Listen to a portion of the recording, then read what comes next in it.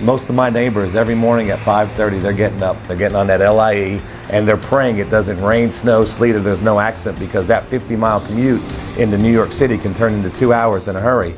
I like to joke that I like to sleep till I'm done. And to me, being able to get up at 8:30 or 9 o'clock, what do I do in the morning? Same thing, I get up, I check my emails. I grab the newspaper, I return some phone calls, I set up some three-way appointments, I see what kind of appointments I have that day, one-on-one appointments, meet with some consultants at a Starbucks or a Dunkin' Donuts or an in-home. I try to get a workout in every day. It's nice while most people are at their jobs, I can go shoot to the gym for an hour, and then every night I'm someplace. Every day during the weekend I'm at somebody's house doing a presentation, whether it be in Yonkers or Staten Island. I'm out just about every night, but I wouldn't trade it because I don't have to answer anybody. If I want to take off 2 days, I can. I think that we're very blessed that we can be the architects of our own future. We get to design what we want our life to look like, and then we get to go ahead and execute that plan together as a team. And not many people can work together as a team and really have quality time together and learn to value each other's strengths. So it adds a whole nother level to your relationship. I got a phone call back in October of 2006 from a great friend of mine, Brian McClure, a gentleman that I'd worked with back in Excel Communications. We weren't part of the same team, but I got to know and respect Brian. He was a gentleman that had no financial interest in helping me, but he went out of his way anyway. And to be honest with you, he was probably the only person that could put a call into me and get me interested in another network marketing company. And because of my relationship with Brian, he had my attention from the first time he called. When you're part of something and you're on the wrong side of timing, in other words, you see people become very successful and you wonder, why not me?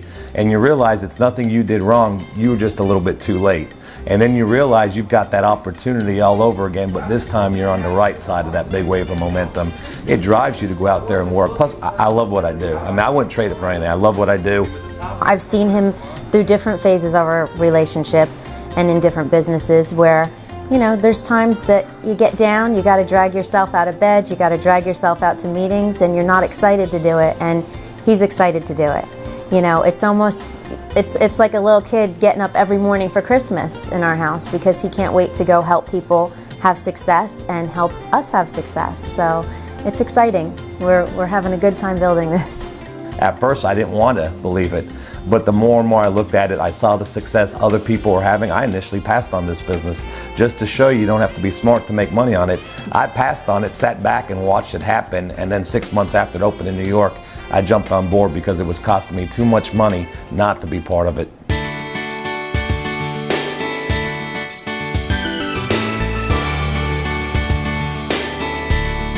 Well, I'm an early riser, so I'll get up a little earlier than Ray does in the morning. And I'll jump on the computer then and get some of my office work done. If he needs a PowerPoint presentation done or a spreadsheet or anything, I'll try to get that done in the morning. And we'll have breakfast together and we'll go over our plan for the day, figure out what we're going to do for the day. And then, usually throughout the day, whatever was, the culmination of our conversation in the morning, we'll just be doing that throughout the day. She makes it easy for me to just go out there and focus on building a business and staying positive, and picks me up sometimes when I'm frustrated, when things don't always go the way I need them to. And it just makes my job a whole lot easier.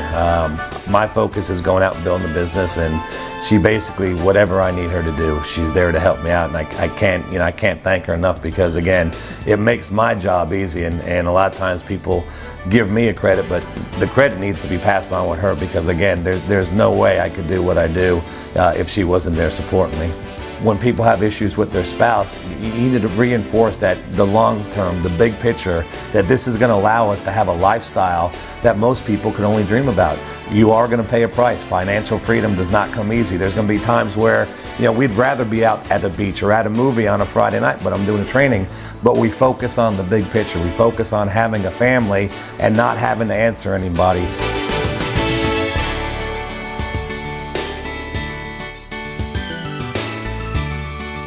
My results have far exceeded expectations, and I think that's two reasons. I think the opportunity to be part of the deregulation of something that's only going to happen one time. I think electricity and gas attracts people to this business. It's something that everybody already uses.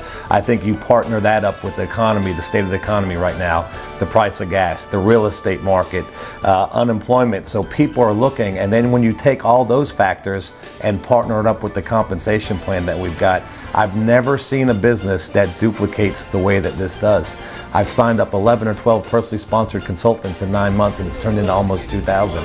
And the reason is simplicity. Simplicity duplicates, and also getting people paid duplicates. It's so exciting. It's just to be able to help other people have success while you're having success, not to worry about having to pay, having any bills or any debt, to have the comfort of being financially secure. You sleep really well at night, so it's a good thing. Well, and the big wake up to me was I was in the hospital on 4 different occasions over the course of 60 days, had to shut down ambit completely, couldn't do a presentation, couldn't leave the house for over 2 weeks. And while that went on, because of leaders like Norbert Hennessy and Aidan Ruan and Nick Patterson, and I can go on and on and on, our organization continued to thrive. What job would allow both of us to have taken not a week, not a month, but months off to take care of our own health without worrying, still have money come in, not have to worry about calling anyone, just be able to completely focus on taking care of our health. And not to mention, in the times of crisis and adversity, because you're building a team and everyone's helping one another and pitching into, everybody wants to attain their goals and we're all helping each other. When we've had, family emergencies, everybody pitches in. We couldn't get more well wishes and more support. So it's like an extended family as well. I understand timing of an opportunity, and right now I don't think there will ever be a sweeter spot with ambit. We're a 2-year-old company. We're getting ready to expand into other territories. We're starting to become well known, the leadership that's in place. So it's a young enough opportunity where the sky's the limit, but it's an old enough opportunity where all the issues that most startup companies go through, they're already worked out. So our personal goal is to put our heads down and do an all-out sprint for the next couple of years, but also help a whole lot of other people get promoted, help people get in position. 10 months in, I still haven't figured out what the catch is, but this is about pouring yourself and helping other people, caring more about their success than about your own. And if you do that, you have a team of great leaders, and they'll do the same and help other people.